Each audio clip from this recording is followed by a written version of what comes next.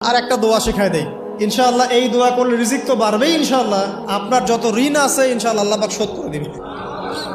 বিশ্বাস করলেন না? এই দোয়া শিখাই দিচ্ছি, এই জন্য আমাকে হাদিয়া দেওয়া দরকার, স্পেশালি আমাকে এখন হাদিয়া দেওয়া দরকার। এটা গুরুত্বপূর্ণ দোয়া শিখাই দিচ্ছি। আলী রাদিয়াল্লাহু আনহু বলেছেন, কোন ব্যক্তির যদি পাহাড়ের সমানও ঋণ থাকে, এই দোয়া যদি আমল করে আল্লাহ পাক ওই ঋণও শোধ করে দিবেন ইনশাআল্লাহ। ঋণ কেমন জানেন? ওই যে এখন মানুষ ঋণ নিচ্ছে 1 কোটি টাকা ব্যাংক থেকে, 2 কোটি টাকা ব্যাংক থেকে, হ্যাঁ, কত বছর, 10 বছরের জন্য, 20 বছরের জন্য বাড়ি করছে, তাই না? তার ধারণা এমন যে সে মারা গেলে তার ঋণটা কেউ না কেউ শোধ করে দিবেই দিবে, তাই তো?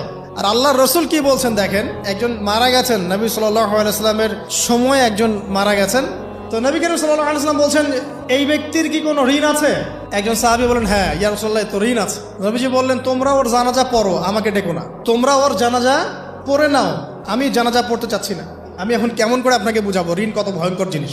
আপনি যে ব্যাংক থেকে 3-4 কোটি টাকার লোন নিয়ে রাখছেন, লাখ লাখ টাকা লোন নিয়ে বসে আছেন, দিব্যি সুখে বসে আছেন, এমন চিন্তায় যে আপনার মৌত হবে না।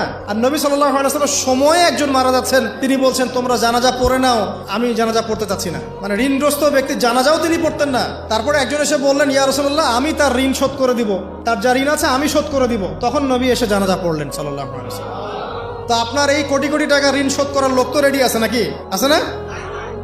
সমস্যা নেই, আপনার জানাজা পড়া হবে, আপনার মিলাদও হবে, আপনার একটা বড়সড় দোয়াও হবে ইনশাআল্লাহ। কিন্তু আল্লাহ পাক বলেছেন, শহীদ, আল্লাহর পথে যুদ্ধ করে শহীদ হয়েছে, এই ব্যক্তির আত্মাও ঝুলে থাকে যতক্ষণ পর্যন্ত না তার ঋণটা শোধ করা হয়। এবার বলেন আমি কি বুঝাবো আপনাকে? আর কিছু বলতে হবে? তো এখন সেই দোয়া শিখাচ্ছি আপনাদেরকে, যে দোয়া শিখলে আপনারা ঋণ থেকে বাঁচবেন ইনশাআল্লাহ। কত দিবেন বলেন? আচ্ছা, হ্যাঁ, এই তো, শুকরিয়া।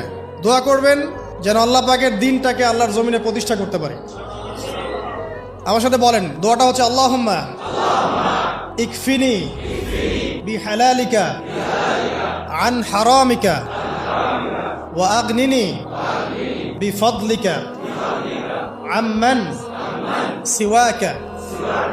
এই দোয়াটা ছোট না, এটা মুখস্থ করবেন, সেজদায় পড়বেন, নামাজের সেজদায় পড়বেন, আত্তাহিয়াতু দরুদ শেষ তারপরে পড়বেন, নামাজ শেষে হাত তুলে করবেন, যখন তখন শেষ রাতটা করবেন, ইনশাআল্লাহ দেখবেন আপনার ঋণ বলতে কিছু থাকবে না ইনশাআল্লাহ। যদি থাকেও, বড় কোনো ঋণ থাকেও, আল্লাহ পাক অন্য কোনো মাধ্যমে এটা শোধ করার ব্যবস্থা করে দিবেন ইনশাআল্লাহ।